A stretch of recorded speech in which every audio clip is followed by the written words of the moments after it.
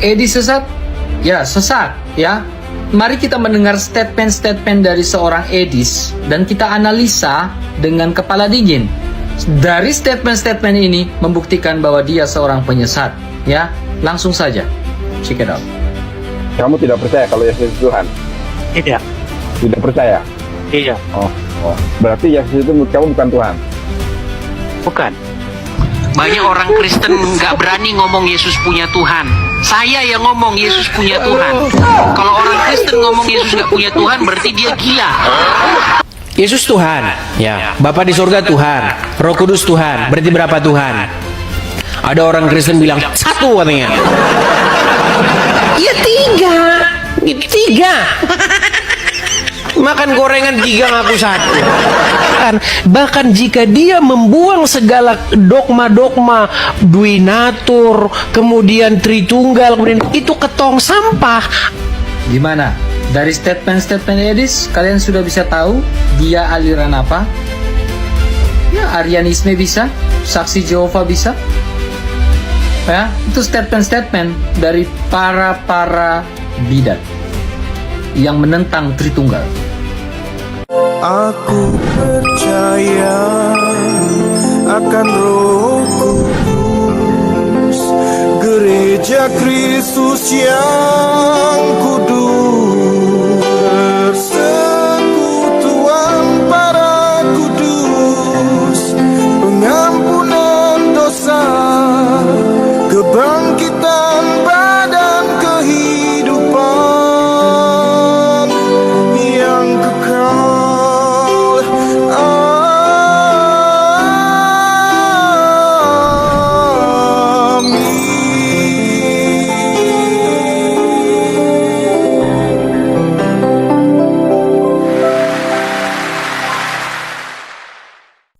Edis sesat? Ya, sesat. Ajarannya bertentangan dengan Alkitab. Ya, kan saya sudah bilang dari awal. Di mana letak sesatnya? Di mana letak kesesatannya dan kebidatannya? Dalam sebuah diskusi perdebatan antara Edis TV dan juga dengan Romo Cafe, ya, pada saat itu tadi malam, ya, di mana Romo Cafe menanyakan kepada Edis, apakah Yesus sendiri tidak bersama-sama dengan Bapa? Dia bilang, yes, Yesus sendiri, dengan lantangnya, dengan tegasnya. Ya, lalu ditanya sama Romo Cafe, di mana ayatnya? Dia tidak bisa menjawab, lalu dia kabur, lalu dia turun. Oke, apa kata Alkitab terkait ajaran Edis? Ya, apakah Yesus benar-benar berdiri sendiri, tidak bersama-sama dengan Bapa? Mari kita lihat. Poin pertama di dalam Yohanes pasal 10 ayat 30. Sebab aku dan Bapa adalah satu. Yesus bersama-sama dengan Bapa. Ada pribadi pertama dan pribadi kedua. Hipostasis pertama dan hipostasis kedua. Poin berikutnya di dalam kitab Yohanes, ya.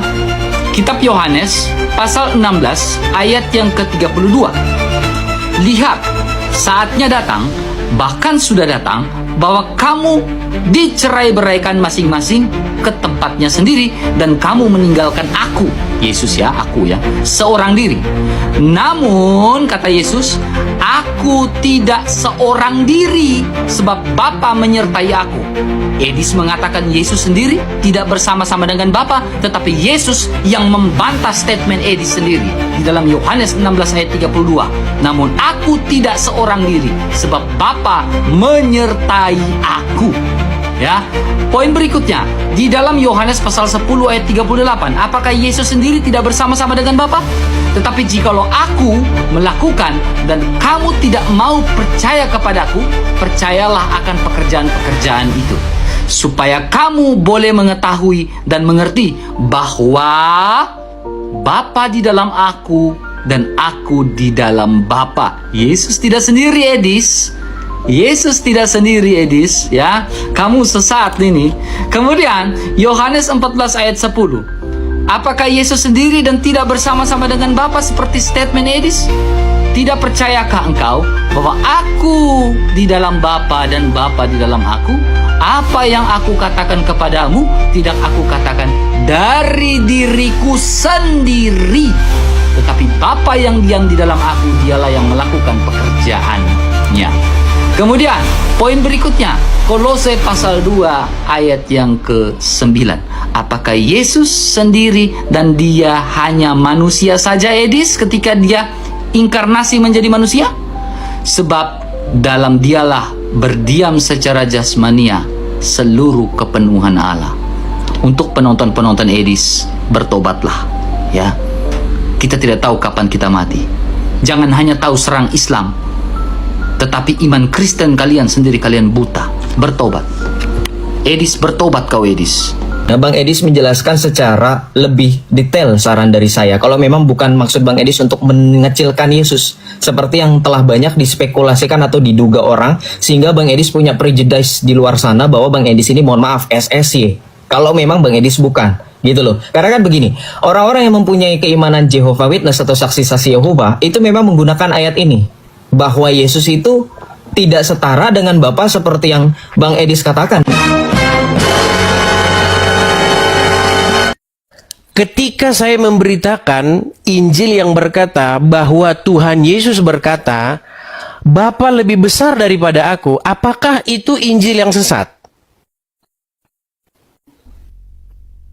Oke, kalau menafsirkannya hanya satu ayat per ayat, ya tentu. Karena itu kurang lebih sama seperti Islam. Bang Edis kan sering menghadapi Islam. Bagaimana Islam cara mempertanyakan sesuatu tentang iman kita? Mereka hanya mengutip satu ayat.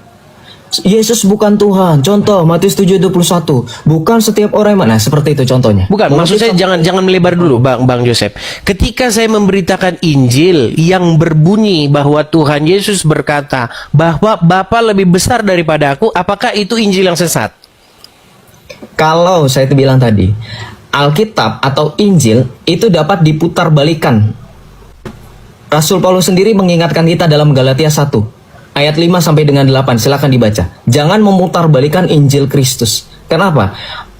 Saya tadi sudah bilang, kalau mencomot satu ayat tanpa melihat konteksnya, mengutip-kutip ayat, apa bedanya dengan Islam yang selama ini selalu comot ayat tanpa melihat konteks? Oke. Berarti ketika saya memberitakan Injil yang mengatakan bahwa Yesus berkata bahwa Bapa lebih besar daripada aku, berarti itu sesat ya? Saya tidak bilang sesat, saya bilang dibaca konteksnya. Ketika Tuhan Yesus mengatakan Bapa lebih besar daripada aku, dalam kemanusiaan dia menunjukkan kerendahan diri, Filipi 2 ayat 6 sampai dengan 11, dan ketaatan. Gitu Bang Edis. Jadi bukan secara hakikat.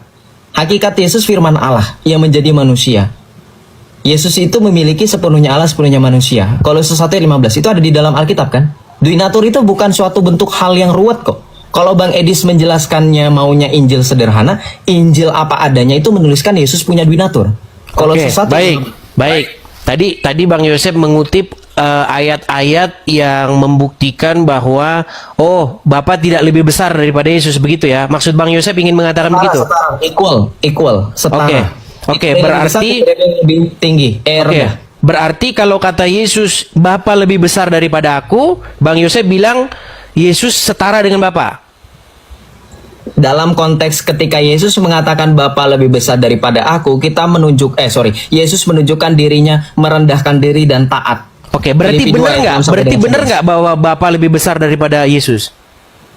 Kalau dalam konteks hakikat yang ilahi, Yesus itu setara dengan Bapa, Bang. Bapa setara dengan Yesus, equal, sesuai dengan pengakuan iman rasuli. Maksud saya bukan kita nggak bahas hal yang tadi tuh yang ilahi, apa segala macam. Maksud saya begini, ketika Tuhan Yesus berkata Bapa lebih besar daripada aku, apakah Tuhan Yesus sesat di situ? Ya, kalau beliau mengatakan sendiri dalam konteksnya ketaatan dan kehendaknya untuk mengosongkan diri, nggak sesat. Untuk menunjukkan ketaatan. Oke, nah makanya yang saya tanyakan, ketika saya memberitakan seperti itu, apakah saya sesat? Oke, dalam pemahaman orang banyak, tadi Bang Edis sudah 4 kali saya sekali lagi menjelaskan. Tidak semua orang memahami seperti halnya Bang Edis.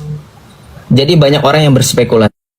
Ada baiknya Bang Edis menjelaskan secara lebih detail saran dari saya. Kalau memang bukan maksud Bang Edis untuk mengecilkan Yesus, seperti yang telah banyak dispekulasikan atau diduga orang, sehingga Bang Edis punya prejudice di luar sana bahwa Bang Edis ini, mohon maaf, SSY. Kalau memang Bang Edis bukan. Gitu loh. Karena kan begini, orang-orang yang mempunyai keimanan Jehovah Witness atau saksi-saksi Yehova itu memang menggunakan ayat ini, bahwa Yesus itu tidak setara dengan Bapa seperti yang Bang Edis katakan. Oke, baik. Dengan Bang Eka. Baik, kita naik ke tahap selanjutnya ya. Tadi Bang Yosef mengatakan bahwa bukti bahwa Tuhan Yesus, bahwa Bapa tidak lebih besar daripada Yesus adalah dengan mengatakan bahwa apa yang Bapa punya aku punya, gitu tadi. Bukan? Ayat itu bukan? Ya, Yohanes 16 ayat 15, betul. Apa yang Bapa punya aku punya, gitu ya. Betul. Oke, misal nih, saya seorang bapak. Saya punya anak laki-laki. Anak laki-laki saya itu ngomong begini, apa yang bapak saya punya, itu punya saya. Nggak salah dia ngomong gitu. Karena memang apa yang bapak dia punya, ya punya dia. Begitu. Apakah itu membuktikan bahwa anak saya itu lebih sama dengan saya? Sama dalam artian apa? Dalam kedudukan.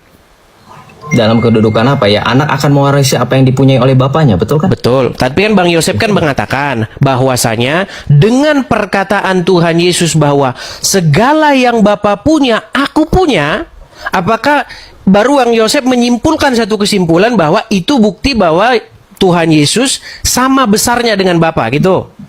Betul. Nah, berarti kalau ada seorang anak nih berkata, apa yang bapak saya punya, saya punya. Apakah itu membuktikan bahwa sang anak itu setara dengan bapaknya? Oke, baik.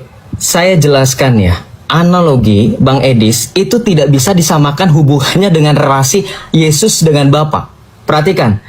Seorang bapak yang punya harta dengan anak kandungnya yang bilang katanya apa yang bapak saya punya itu milik saya juga, itu berkaitan dengan hak waris. Yang makanya saya tadi bilang itu kan dalam warisan. Kalau dalam kalimat Yesus dalam Yohanes 16 ayat 15, Anda nggak bisa sekonyong-konyong samakan dengan analogi hak waris. Itu berkaitan tentang hakikat. Gitu loh. Manusia itu terpisah. Bapak dengan anak itu terpisah masalahnya. Beda kedudukan. Meskipun sama saling mewarisi. Contoh, saya dengan bapak saya terpisah secara pribadi. Hakikat saya pun berbeda dengan bapak saya. Tetapi saya bisa mewarisi apa yang bapak saya punya. Entah itu kedudukan. Berarti Tuhan Yesus dan Bapa tidak terpisah. Tidak terpisah dalam hakikatnya mereka adalah ketika Allah. Tuhan Yesus disalibkan, Bapa juga disalibkan. Nah, Anda jangan menyalahgunakan terpisah itu seolah dengan pribadi. Kan sudah bilang, dapat dibedakan tetapi tidak dapat dipisahkan. Pribadi Yesus dengan pribadi pribadi Yesus dengan pribadi Bapa itu tidak dapat dipisahkan namun dapat dibedakan. Aku percaya akan Roh Kudus, Gereja Kristus yang kudus.